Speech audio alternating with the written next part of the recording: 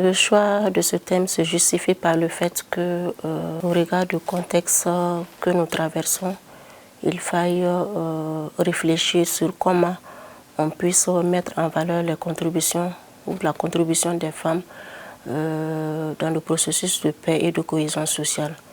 Et comme vous le savez, ce thème est interpellateur en ce sens que nul n'a besoin en tout cas de se faire compter du fait que la femme burkinabé joue un rôle assez crucial dans le domaine de la promotion de la paix et de la cohésion sociale. Quand on regarde au sein de nos communautés, elles sont les gardiennes des valeurs de tolérance, de paix et de résilience.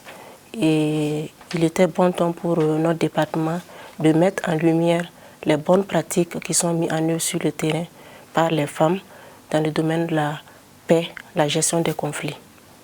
Pour l'édition 2026, en termes d'actions structurantes que le gouvernement est en train de dérouler sur le terrain, c'est la réalisation d'unités économiques au profit des femmes.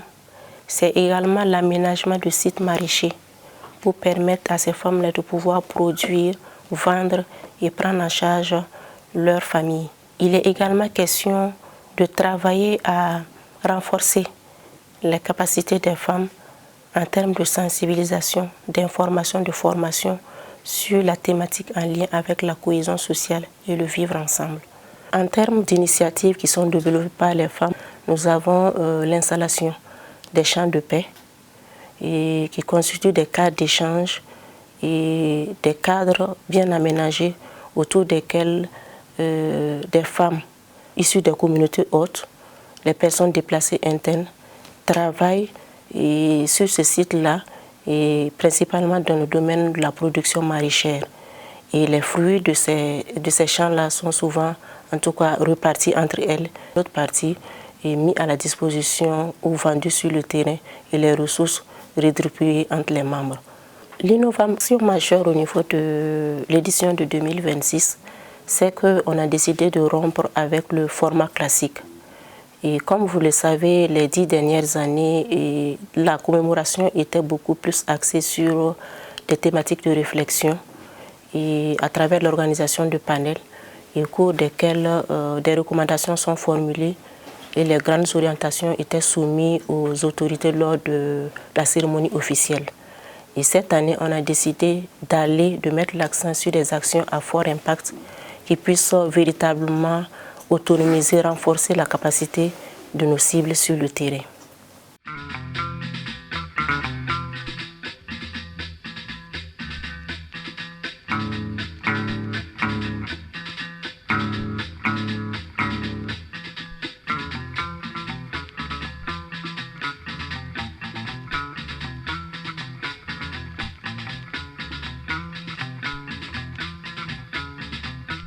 Ce geste est vraiment salvateur, en ce sens qu'il vient en quelque sorte répondre aux préoccupations ou aux besoins exprimés par des femmes sur le terrain.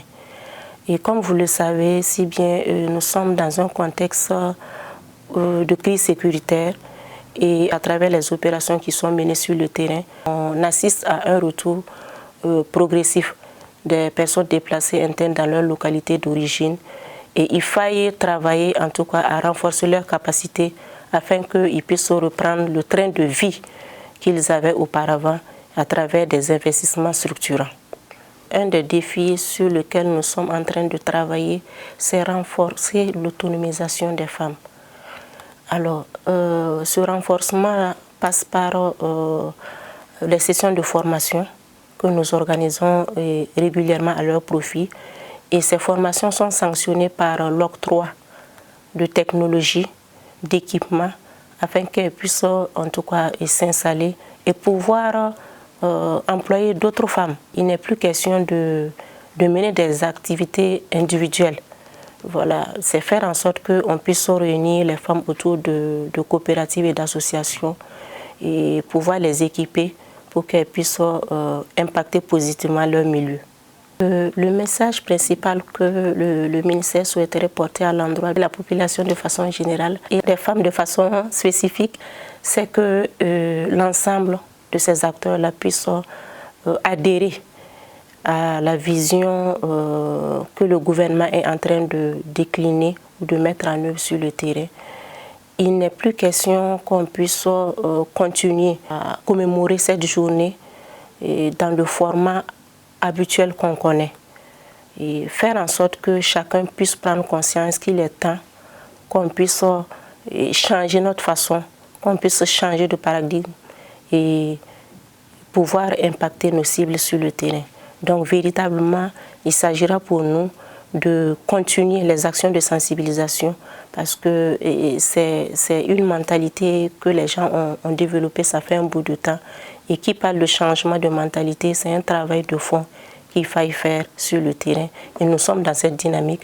Et le principe, en tout cas, c'est qu'on puisse véritablement faire en sorte que les populations sur le terrain sentent l'intervention du ministère.